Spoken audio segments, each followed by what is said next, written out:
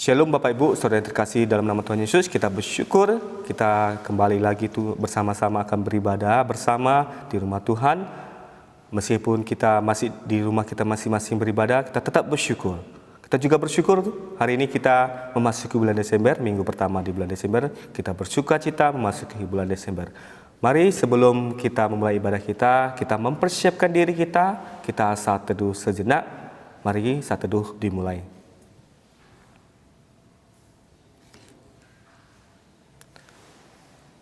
Amin, saat teduh selesai. Ibadah kita hari ini dimulai dalam nama Allah Bapa, Allah Anak, dan Allah Roh Kudus. Amin. Haleluya, pujilah nama Tuhan. Pujilah hai hamba-hamba Tuhan, hai orang-orang yang datang melayani di rumah Tuhan, di pelataran rumah Allah kita. Pujilah Tuhan sebab Tuhan itu baik. Bermazmurlah bagi namanya sebab nama itu indah. Amin. Kita akan memuji Tuhan kita akan bernyanyi untuk Tuhan kita bernyanyi pujian yang pertama, Majesty.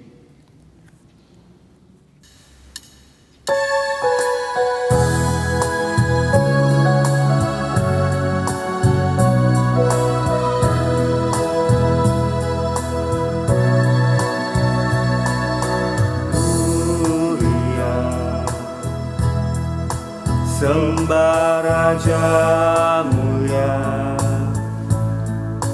bagi Yesus, puji hormat dan kuasa, mulia agung kerajaannya. Mulia agung kerajaannya, dari surga datang untuk semua umatnya. Dipuji, ditinggikan,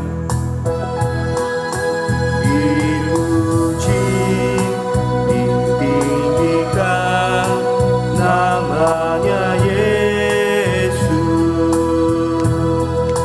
Hormat dan muliakanlah Yesus Raja.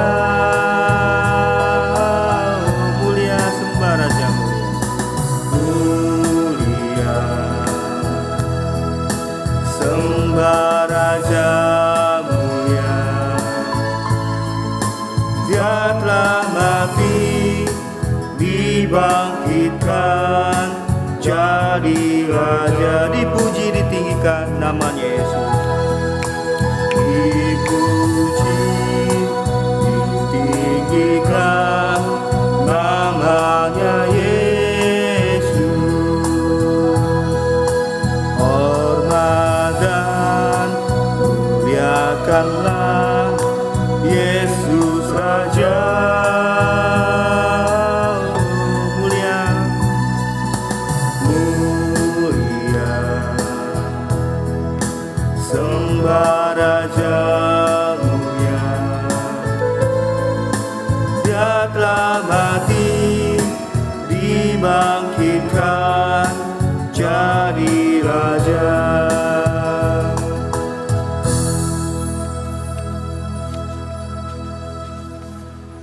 Bapak Ibu, saudara yang terkasih, kita akan kembali memuji Tuhan kita memasuki bulan Desember penuh sukacita. Kita akan bernyanyi pujian Angel We Have Heart on High.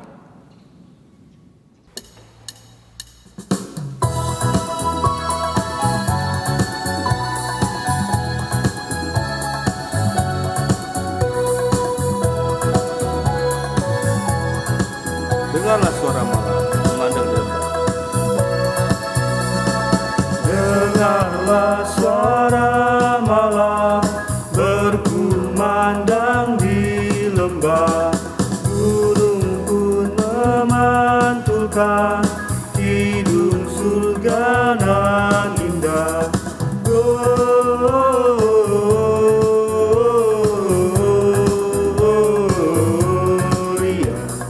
mulia bagi Tuhan. Gloria,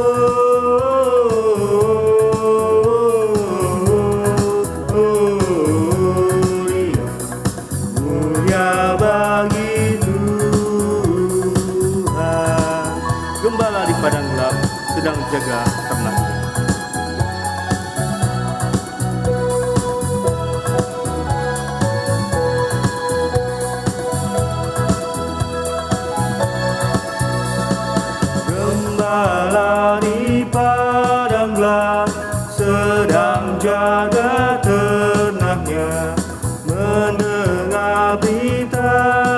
damai bagi segala bangsa. Gloria,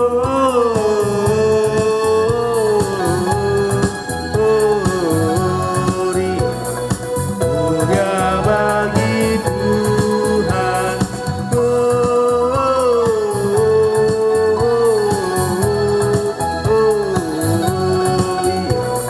mulia bagi Tuhan. Gloria.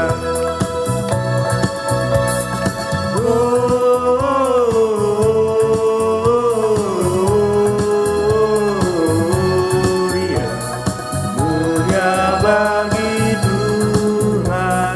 Gloria,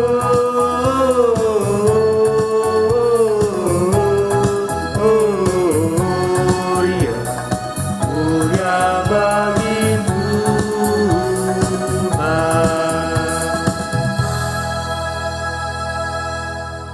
Mari kita bersatu dalam doa.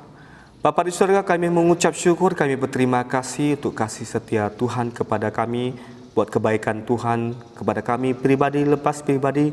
Kami bersyukur Tuhan, kami kembali dapat beribadah bersama-sama pada hari ini, meskipun kami masih beribadah di rumah kami masing-masing akibat pandemi COVID-19 ini Bapa. Tapi kami bersyukur, bersukacita ketika kami bisa memuji Tuhan, ketika kami siap mendengarkan firman Tuhan. Bapa di surga, kami juga mengucap syukur kami telah memasuki bulan Desember, di mana bulan kelahiran Tuhan, Juru Selamat kami ke dunia ini Bapa. Terima kasih, kami percaya sukacita Tuhan memberikan kepada kami. Terima kasih Bapa di surga, sebentar kami akan memulai ibadah kami. Tuhan berkati ibadah kami Tuhan, dari awal, pertengahan hingga akhir. Tuhan juga berkati Tuhan, Tuhan hamba-Mu yang akan menyampaikan firman-Mu. Terima kasih Bapa, kami juga teringat buat saudara-saudara kami yang mungkin dalam keadaan sakit, Tuhan yang menyembuhkan mereka. Mungkin saudara kami yang berduka cita, Tuhan yang memberi penghiburan kepada mereka. Terima kasih Bapa di surga. Di dalam nama-Mu Tuhan Yesus kami sudah berdoa dan mengucap syukur. Amin. Kita akan memasuki pengakuan dosa kita kepada Tuhan kita. Mari kita akan bersama-sama mengakui dosa kita kepada Tuhan. Untuk itu kita akan bernyanyi satu pujian, Kau telah memilihku.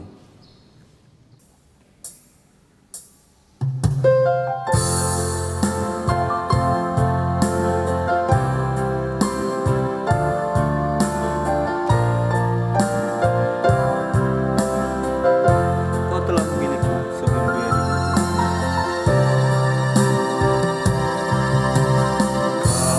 Kau telah memilihku sebelum dunia dibentuk. Betapa aku bersyukur padamu, ya Tuhan Allahku. Kau telah memanggilku. Kau telah memanggilku sebagai alat kerajaan-Mu. Betapa aku bersyukur padamu atas perbuatan-Mu. Jadikan aku bait suci-Mu. Jadikan aku bait suci-Mu yang kudus dan yang tiada bercela. Jadikan aku mesbah doa-Mu bagi keselamatan bangsaku. Jadikan aku bait suci-Mu. Jadikan aku bait suci-Mu yang kudus dan yang tiada bercela. Jadikan aku mesbah doa-Mu bagi keselamatan bangsaku. Bagi keselamatan bangsaku. Bagi keselamatan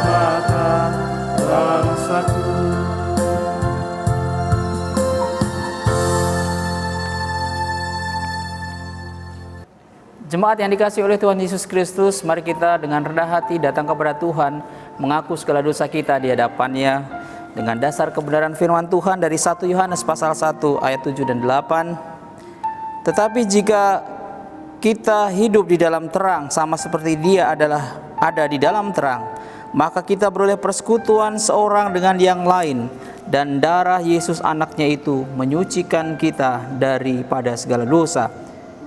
Jika kita berkata bahwa kita tidak berdosa, maka kita menipu diri kita sendiri dan kebenaran tidak ada di dalam kita. Mari kita berdoa. Ya Tuhan, Allah yang Maha Tahu, Allah yang Maha Hadir, Allah yang mengenal seluruh isi hati kami. Tidak satupun di antara kami yang bisa menyembunyikan diri kami dari hadapan Tuhan.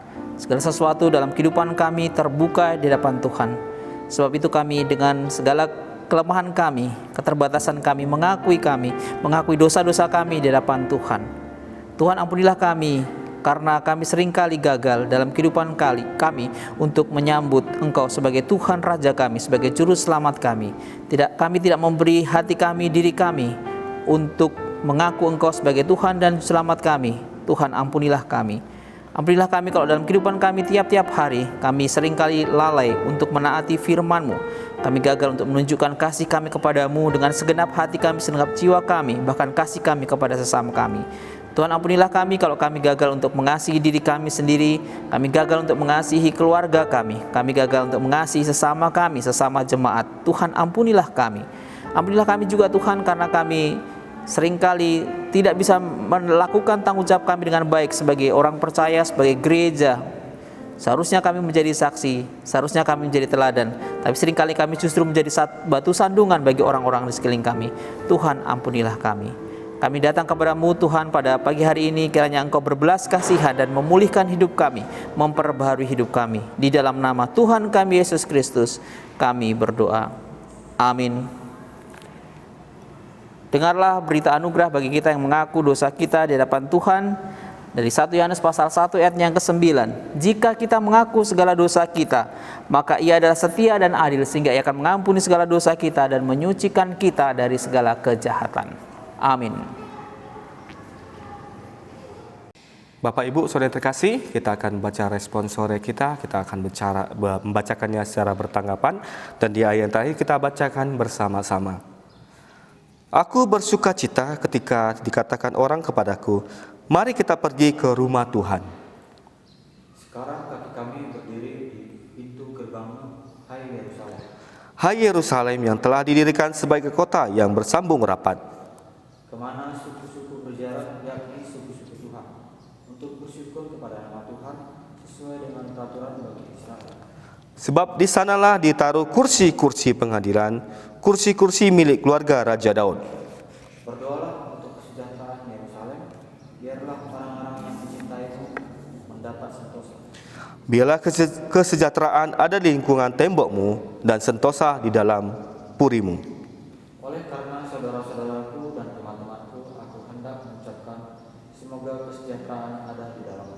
Sama-sama, oleh karena rumah Tuhan Allah kita, aku hendak mencari kebaikan bagimu. Amin. Gloria Patri.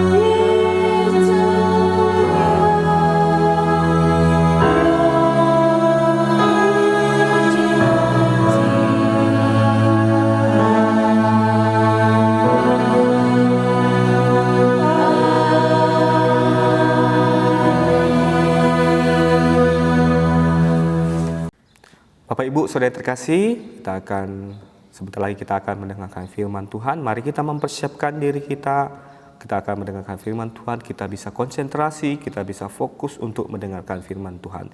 Untuk menyambut firman Tuhan, kita bernyanyi satu pujian, Ajaiblah Firman Hidup.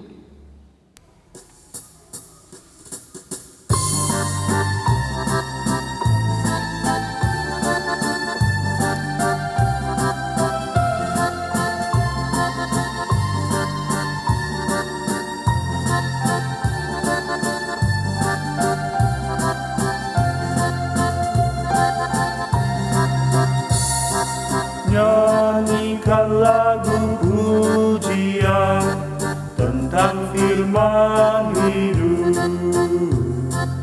Nyatakanlah keindahan dari firman hidup. Firman hidup dan indah, kuatkanlah imanku. Firman indah, firman ajaib, firman memberi hidup. Firman indah, firman ajaib, firman memberi hidup. Ayat kedua, Kristus yang telah diurapi memberi firman hidup.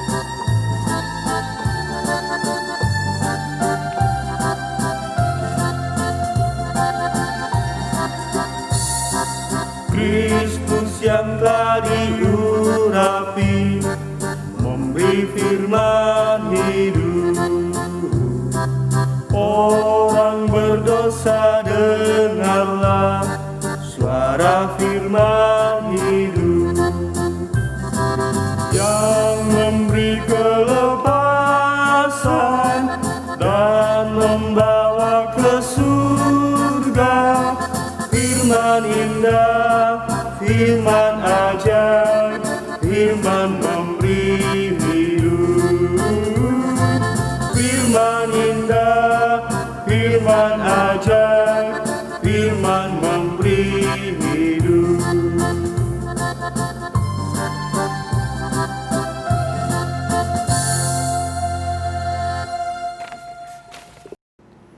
Shalom jemaat yang dikasihi oleh Tuhan Yesus Kristus.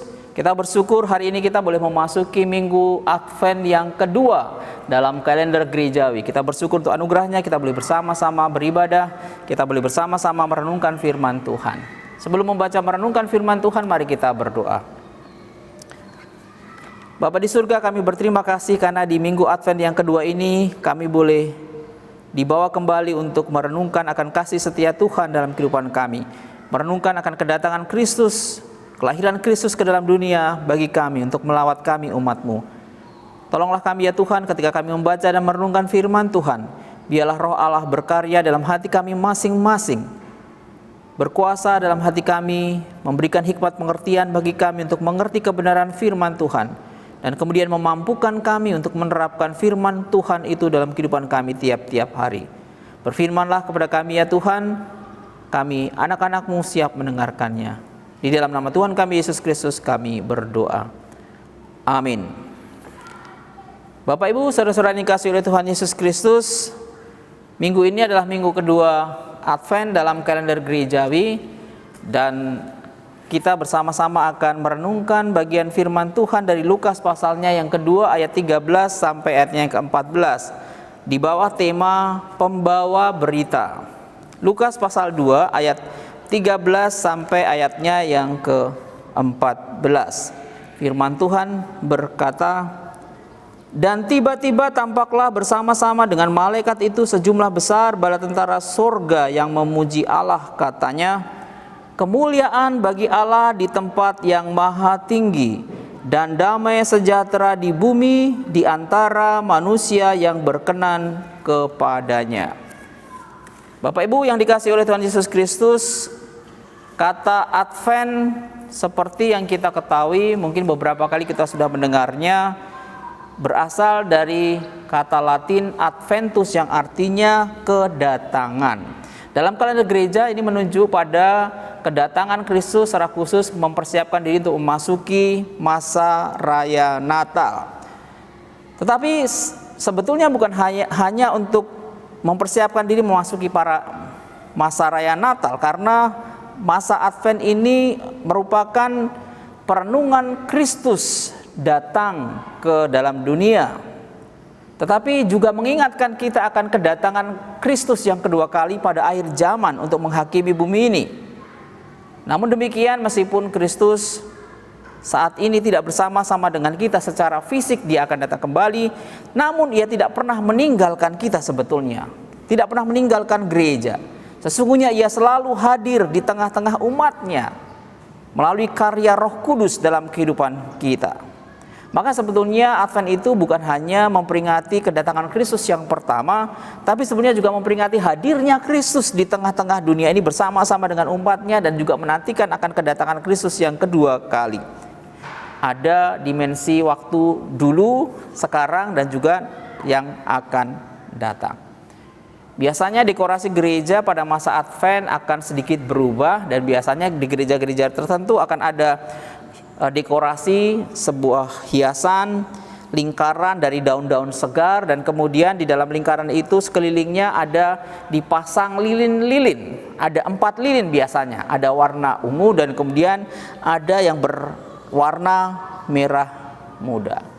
Nah, lilin-lilin itu melambangkan 4 minggu Advent sebelum memasuki Natal yang sesungguhnya, perayaan Natal. Dan biasanya warna itu juga memiliki makna tertentu.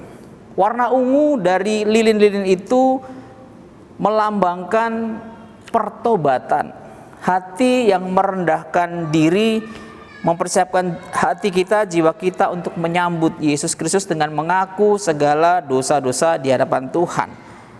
Dan biasanya minggu pertama itu adalah minggu pengharapan, Christ our hope. Kristus adalah harapan kita. Dan minggu kedua adalah Kristus adalah jalan kita, Christ our way.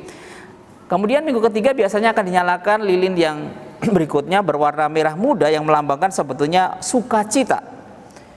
Ada sukacita di tengah-tengah pertobatan menyambut kedatangan Kristus, menyambut kelahiran Kristus. Maka kemudian tema minggu ketiga adalah Christ our joy. Kristus adalah sukacita kita, dan puncaknya di minggu keempat sebuah tema yang dirayakan oleh gereja adalah Christ our peace. Kristus itu adalah damai sejahtera kita. Pertanyaannya bagi kita adalah, bagaimana persiapan kita menyambut Natal pada tahun ini? Kita memasuki minggu Advent, tapi bagaimana kita mempersiapkan diri? Orang mungkin lebih sibuk menyiapkan secara fisik, menyiapkan aksesori Natal biasanya, meskipun sekarang pada masa pandemi mungkin kurang, tetapi tetap saja banyak orang yang mempersiapkan aksesoris fisik. Tetapi seberapa banyak orang yang mempersiapkan hati untuk menyambut Natal? Dan hari ini kita akan merenungkan bagaimana kita harus mempersiapkan hati kita, diri kita di masa Advent ini dengan bacaan firman Tuhan Lukas pasal 2 ayat 13 sampai 14 yang sudah kita baca tadi. Dan tiba-tiba tampaklah bersama-sama dengan malaikat itu sejumlah besar bala tentara surga yang memuji Allah, katanya, kemuliaan bagi Allah di tempat yang maha tinggi, dan damai sejahtera di bumi di antara manusia yang berkenan kepadanya. Bapak Ibu saudara dikasihi oleh Tuhan Yesus Kristus, kalau kita dengar kata malaikat, apakah yang terbayang dalam pikiran kita ketika mendengar kata malaikat? Biasanya orang akan langsung berpikir atau langsung membayangkan suasana perayaan Natal, dan kemudian ada drama Natal di mana kemudian mereka akan melihat anak-anak perempuan, anak-anak kecil perempuan, atau mungkin remaja-remaja perempuan memakai long dress, pakaian putih yang panjang di drama Natal tersebut. Dan kita membayangkan itu sebagai malaikat. Apa yang mereka lakukan? Mereka menyanyi, mereka menari. Itulah yang seringkali muncul dalam perayaan-perayaan Natal, dan itu barangkali juga yang kita bayangkan ketika kita mendengar kata malaikat.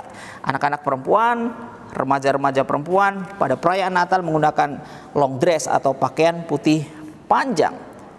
Tapi ternyata bayangan ini sebetulnya tidak seperti yang dinyatakan oleh Alkitab. Karena justru Alkitab menyatakan bahwa malaikat-malaikat itu justru tidak ditunjukkan apakah dia laki-laki ataukah dia perempuan, atau lebih sering tidak ditunjukkan sebagai perempuan. Karena kalau malaikat itu ditunjukkan di dalam Alkitab, justru yang muncul adalah nama laki-laki, Mikael atau Gabriel. bukan Mikaela atau Gabriela, tetapi Mikael Gabriel yang menunjukkan nama seorang laki-laki. Atau dalam kitab Kejadian pasalnya yang ke-18 ayat 2, ketika ada malaikat yang datang kepada Abraham, yang muncul adalah 3 orang laki-laki, dan itu adalah malaikat Tuhan, bukan seorang perempuan. Dan kemudian Bapak Ibu Saudara dikasih oleh Tuhan Yesus Kristus, tugas malaikat itu bukan juga menari saja atau menyanyi, bukan itu tugas malaikat, tetapi malaikat itu adalah pesuruh Allah, pesuruh Tuhan untuk memberikan sesuatu, memberitahukan sesuatu kepada manusia. Demikian juga dalam kitab Injil, seperti halnya dikotbahkan dalam minggu yang lalu, ketika ada malaikat yang datang kepada Sakaria dan kemudian menyampaikan berita bahwa Sakaria akan memperoleh seorang anak laki-laki. Meskipun sudah lanjut usia dan kemudian istrinya sudah sangat tua dan bahkan dikatakan istrinya mandul, tetapi malaikat datang dan memberitahukan bahwa Sakaria akan memperoleh seorang anak laki-laki. Demikian juga ada malaikat yang datang kepada Yusuf, ada malaikat yang datang kepada Maria, bahkan juga malaikat yang datang kepada para gembala. Apa yang mereka lakukan? Memberitahukan sesuatu kepada mereka, memberikan kabar sukacita. Secara khusus dalam pasalnya yang kedua, Lukas pasal kedua adalah memberikan sukacita Yesus Kristus telah lahir, juru selamat telah lahir ke dalam dunia ini. Dalam bacaan yang kita baca, memang betul malaikat itu, bala tentara surgawi itu memang menyanyi dan memuji Tuhan. Tetapi sebetulnya isi di dalamnya adalah sebuah pemberitahuan atau sebuah pernyataan. Apa isi beritanya? Apa pemberitahuan yang dinyatakan? Malaikat bernyanyi, kemuliaan bagi Allah di tempat yang maha tinggi dan damai sejahtera di bumi di antara manusia yang berkenan kepadanya. Berita ini mau menunjukkan, mau menyatakan bahwa kehadiran Yesus Kristus ke dalam dunia ini memberi dampak yang besar dalam kehidupan manusia.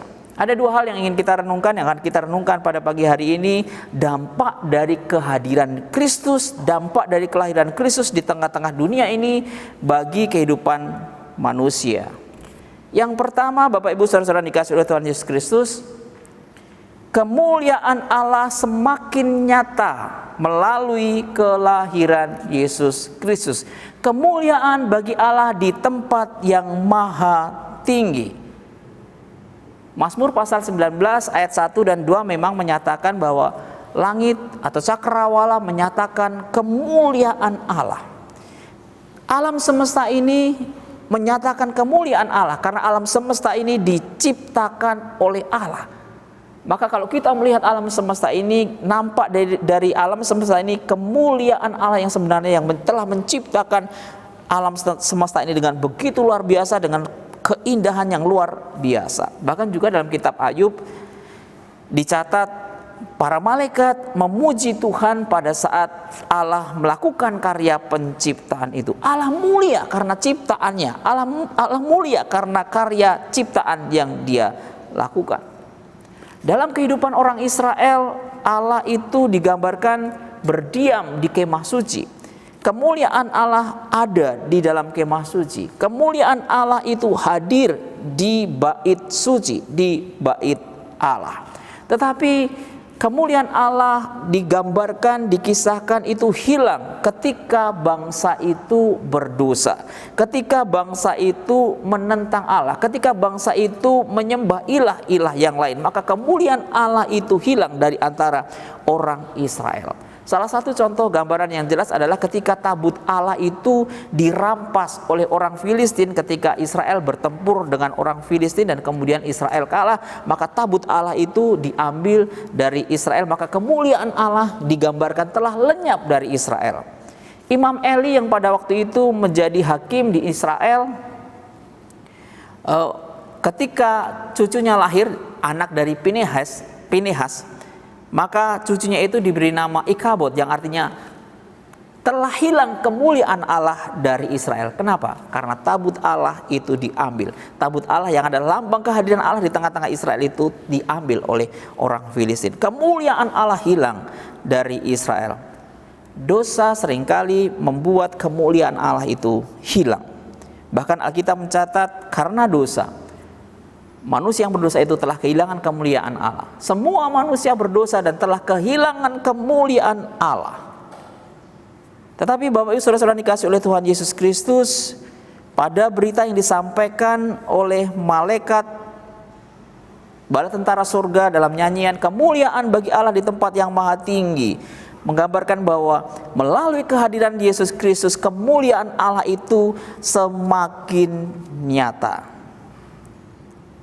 Yesus Kristus bukan hanya lahir, Yesus Kristus tidak hanya tetap menjadi seorang bayi, tapi Yesus Kristus bertumbuh, Yesus Kristus melayani, Yesus Kristus memberitakan berita kabar baik di tengah-tengah orang Israel, bahkan kemudian Yesus Kristus mati di atas kayu salib.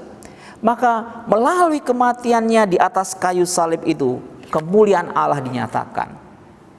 Karakter Allah dinyatakan, sifat-sifat Allah dinyatakan, keadilannya, kekudusannya, kasihnya, kemurahannya, hikmatnya dinyatakan melalui kematian Kristus di atas kayu salib. Dan ini menggambarkan kemuliaan Allah melalui karya kematian Yesus Kristus.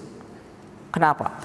Karena karya Kristus di atas kayu salib itu bertujuan menebus manusia dari dosa, memulihkan hubungan yang telah rusak karena dosa. Kelahiran Yesus Kristus menunjukkan kasih dan kuasa Allah yang dinyatakan bagi umat manusia. Allah melalui kelahiran Yesus Kristus menggenapi perjanjian tentang keselamatan yang sudah diberikan kepada Adam dan Hawa. Begitu Adam dan Hawa jatuh ke dalam dosa, bahwa akan ada keturunan perempuan, keturunan Hawa yang akan menghancurkan kuasa iblis, kuasa kegelapan, dan melakukan karya keselamatan dengan mati di atas kayu salib. Bapak Ibu saudara-saudara dikasihi oleh Tuhan Yesus Kristus, sesuatu yang kontras terjadi malam hari itu. Kemuliaan Allah digambarkan, dinyanyikan oleh para malaikat, tetapi jalan yang ditempuh harus melalui jalan yang begitu kontras dengan kemuliaan Allah yang dinyanyikan oleh para malaikat itu. Karena Yesus Kristus harus merendahkan diri, Allah harus merendahkan diri dalam Yesus Kristus dengan lahir hanya di kandang domba, dibalut dengan, dibungkus dengan kain lampin, begitu sederhana. Allah merendahkan dirinya demi untuk menyelamatkan manusia yang berdosa. Bapak Ibu saudara dikasihi oleh Tuhan Yesus Kristus menyatakan kemuliaan Allah. Pertanyaannya yang patut kita renungkan bagi kita semua, bagaimanakah kita menyatakan kemuliaan Allah itu? Bagaimana kehidupan kita itu menyatakan kemuliaan Allah? Bagaimana orang melihat kehidupan kita dan kemudian orang itu bisa melihat kemuliaan Allah melalui hidup kita? Kita patut merenungkan hari ini, pagi ini melalui firman Tuhan ini. Dan itu ada kaitannya dalam bagian yang kedua, Bapak Ibu saudara dikasihi oleh Tuhan Yesus Kristus. Dampak dari kelahiran Kristus Yesus ke dalam dunia ini, yang kedua adalah damai sejahtera dimungkinkan terjadi di antara manusia. Damai sejahtera dimungkinkan dimiliki oleh umat manusia. Bapak Ibu saudara-saudara dikasihi oleh Tuhan Yesus Kristus, bagi orang Yahudi yang seringkali akrab dengan istilah shalom, damai, orang Yahudi menggambarkan shalom itu sering sebagai keadaan yang terlepas, terbebas, tidak ada perang, terbebas dari peperangan. Orang Yahudi sering menggambarkan bahwa shalom, kehidupan yang damai itu adalah kehidupan yang penuh dengan kemakmuran, hidup yang tidak ada sakit penyakit, sehat senantiasa, hidup dengan rasa aman, tidak ada kejahatan-kejahatan dan sebagainya. Semua keadaan serba baik baru dikatakan sebagai keadaan damai sejahtera. Semua ini adalah gambaran-gambaran secara fisik yang digambarkan melalui kata shalom dalam kehidupan orang Yahudi. Bahkan seringkali juga umur panjang itu dikatakan sebagai shalom. Namun nampaknya orang-orang Yahudi pada saat masa Yesus dilahirkan itu mengalami keadaan yang tidak menggambarkan sebagai shalom. Kenapa tidak mengalami keadaan yang digambarkan sebagai shalom? Karena pada waktu itu mereka harus membayar pajak yang begitu tinggi dan mereka tertekan karena harus membayar pajak yang begitu tinggi. Banyak orang yang tidak punya pekerjaan, banyak pengangguran di sana sini pada masa itu, dan mereka harus menghadapi kekuatan militer dari kerajaan Romawi. Mereka berada di dalam tekanan, dan mereka harus tunduk kepada aturan-aturan pada waktu itu. Tidak ada satupun yang sanggup menolong mereka, tidak ada satupun yang bisa diharapkan untuk melepaskan mereka dari keadaan itu. Mereka berharap Yesus Kristus akan melepaskan mereka dari keadaan itu. Tapi kehadiran Yesus Kristus ternyata bukan hanya untuk melepaskan secara fisik. Yang jauh lebih penting, damai sejahtera yang dimaksudkan bukan damai sejahtera secara fisik, tetapi Yesus Kristus datang membawa damai sejahtera di antara manusia dalam pengertian rohani, bukan hanya fisik. Yesus Kristus mau memulihkan hubungan yang telah rusak antara manusia dengan Allah yang telah rusak karena dosa. Maka itulah sebabnya Yesus Kristus lahir di antara manusia. Yesus Kristus hadir di tengah-tengah manusia.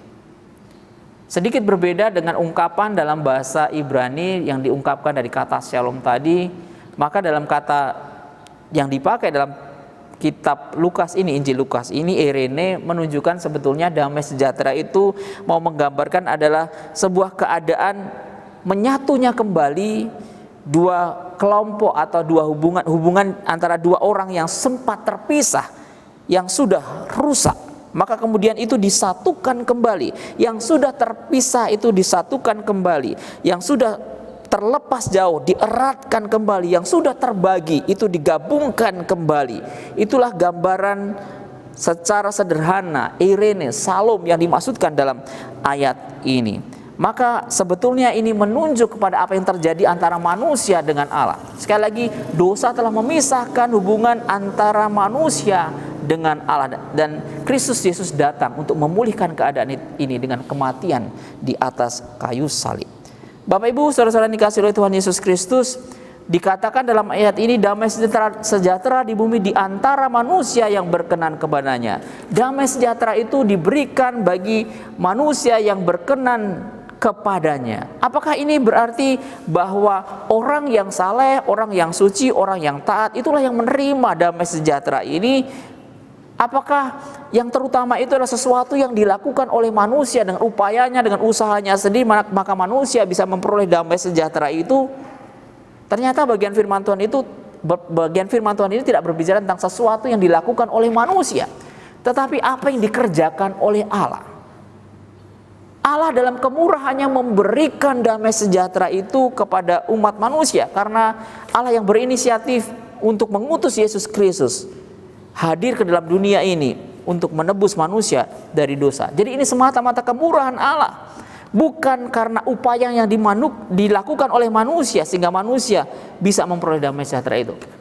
Bukan karena perbuatan baiknya, bukan karena kesalehannya, bukan karena ketaatannya, tetapi karena kemurahan Tuhan semata.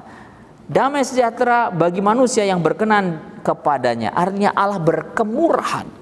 Allah menunjukkan belas kasih-Nya, Allah menunjukkan rahmat-Nya kepada manusia yang berdosa. Bapak Ibu, saudara-saudara yang dikasihi oleh Tuhan Yesus Kristus, Allah memulihkan hubungan manusia melalui Yesus Kristus. Dan yang dikehendaki oleh Allah supaya damai sejahtera itu berlaku bagi orang-orang yang lain adalah manusia yang telah menerima kemurahan Allah, yang telah beroleh damai sejahtera dari Allah, yang telah beroleh pemulihan hubungan dari Allah ini, maka harus juga memulihkan hubungan dengan sesamanya.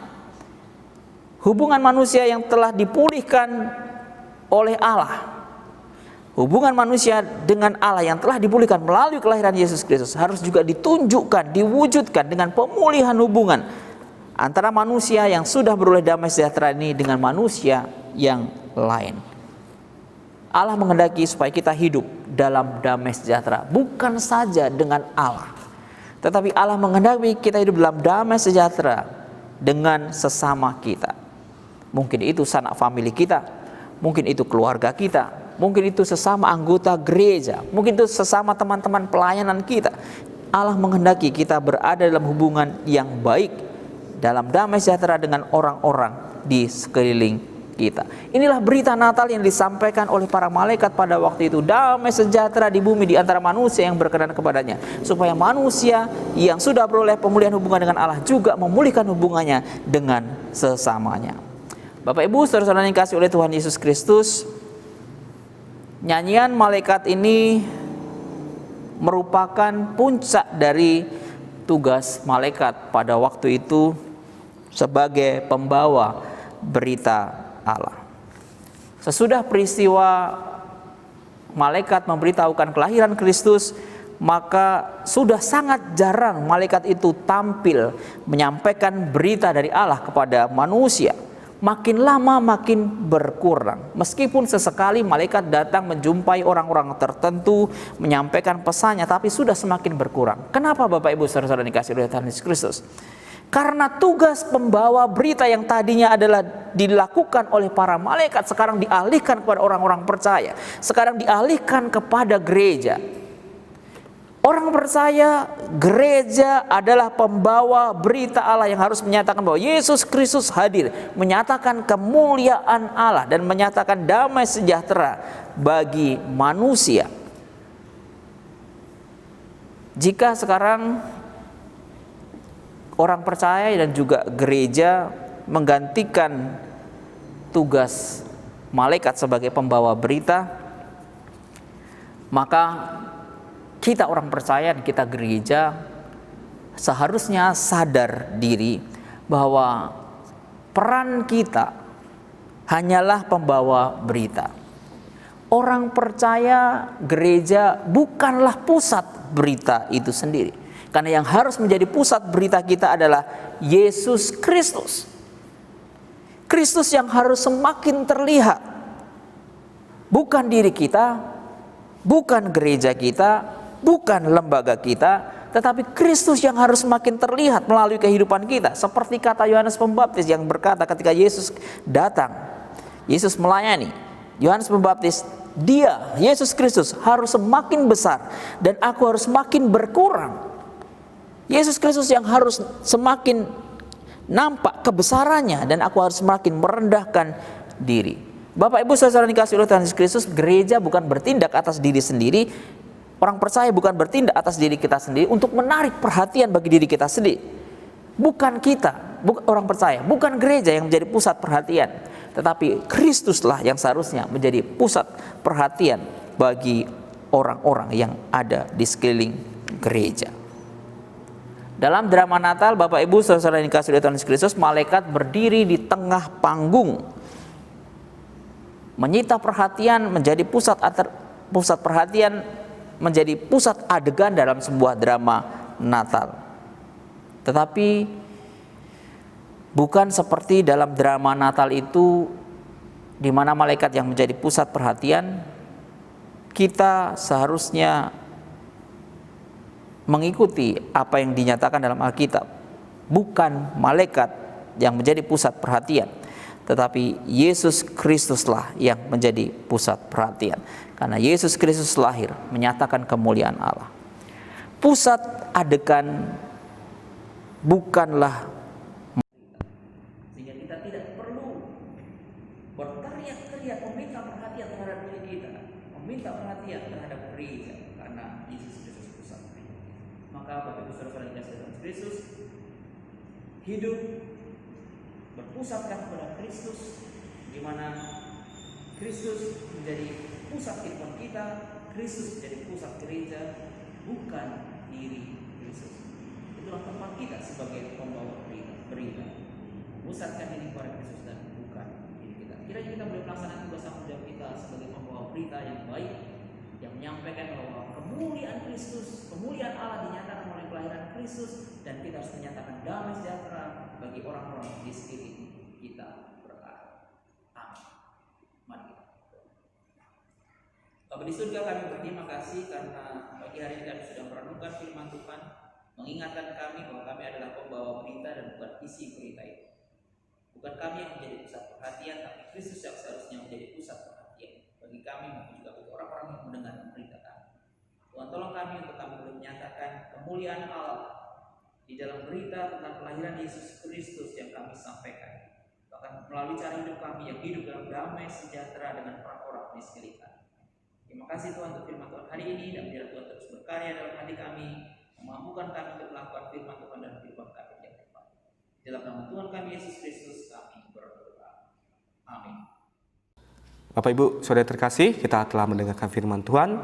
Untuk meresponi firman Tuhan, kita akan menyatakan iman kita kepada Tuhan kita Yesus Kristus dengan pengakuan iman rasuli. Kita akan membacakannya dalam bahasa Indonesia secara bersama-sama. Pengakuan iman rasuli. Aku percaya kepada Allah, Bapa yang Maha Kuasa, Khalik langit dan bumi, dan kepada Yesus Kristus, Anak yang tunggal Tuhan kita, yang dikandung daripada Roh Kudus, lahir dari anak darah Maryam, yang menderita sengsara di bawah pemerintahan Pontius Pilatus, disalibkan, mati dan dikuburkan, turun ke dalam kerajaan maut. Pada hari yang ketiga bangkit pula dari antara orang mati, naik ke surga, duduk di sebelah kanan Allah, Bapa yang Maha Kuasa, dan dari sana ia akan datang untuk menghakimi orang yang hidup dan yang mati. Aku percaya kepada Roh Kudus, gereja yang kudus dan am, persekutuan orang kudus, pengampunan dosa, kebangkitan daging, dan hidup yang kekal. Amin. Bapak Ibu Saudara terkasih, kita akan mengumpulkan persembahan kita yang terbaik, kita berikan kepada Tuhan. Kita akan memberikannya secara protokol kesehatan. Kita bisa datang ke gereja, memberikannya kepada bendahara gereja.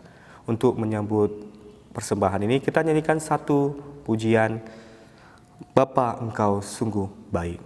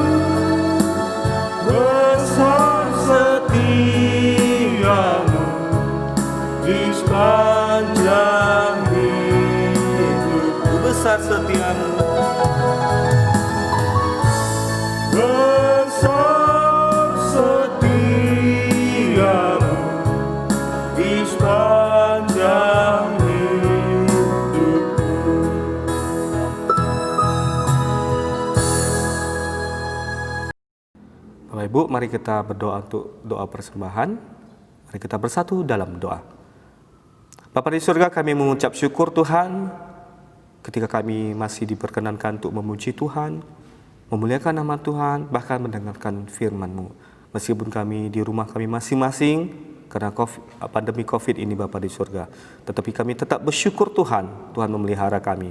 Bapa di surga, kami telah mendengarkan firman-Mu, biarlah firman-Mu Tuhan menjadi rema dalam kehidupan kami, menuntun kami Tuhan menjadi lebih baik lagi Bapa di surga. Terima kasih Bapa, sebentar kami juga telah mengumpulkan persembahan kami, biarlah Tuhan persembahan ini Tuhan berkati, Tuhan pakai penggunaannya Tuhan untuk memuliakan nama-Mu Tuhan, digunakan untuk gereja-Mu Bapa di surga. Terima kasih Bapa di surga. Tuhan juga berkati untuk setiap orang yang memberi Bapa persembahan Bapa dalam pekerjaan mereka, usaha mereka, kesehatan mereka, keluarga mereka masing-masing. Tuhan yang berkati.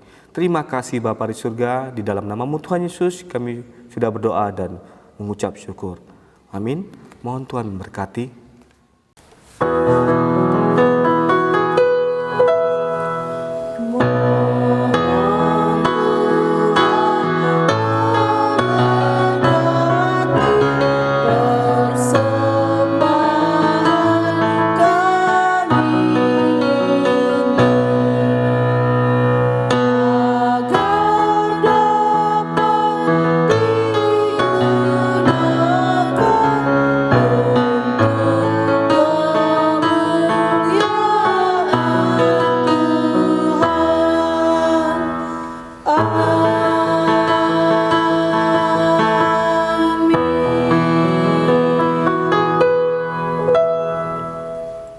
Bapak Ibu, Saudara yang terkasih, kita akan mengakhiri ibadah kita pada hari ini.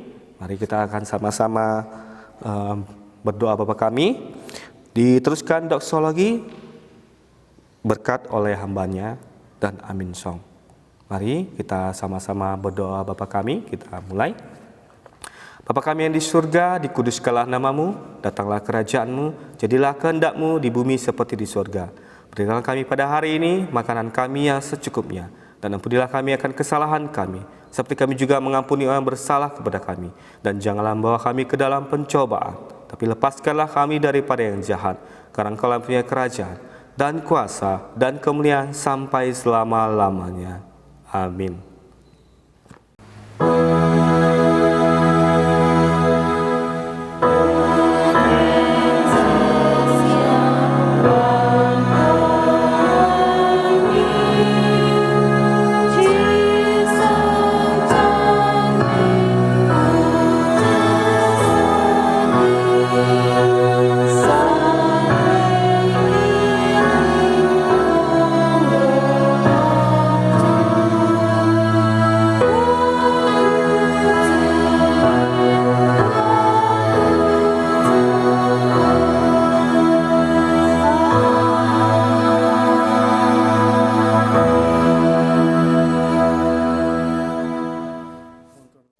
Jemaat yang dikasihi oleh Tuhan Yesus Kristus, kembalilah dalam kehidupanmu sehari-hari, lakukanlah kebenaran firman Tuhan yang telah engkau dengar, dan biarlah engkau tetap menjadi pembawa berita bahwa Yesus Kristus adalah Tuhan dan Juru Selamat.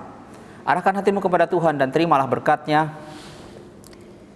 愿主耶稣基督的恩惠、上帝的慈爱、圣灵的感动，降临你们众人同在，从今天直到永永远远。 Anugerah dari Tuhan Yesus Kristus, kasih sayang Allah Bapa dalam persekutuan dengan Roh Kudus kiranya menyertai kamu hari ini sampai selama-lamanya. Amin. Amin.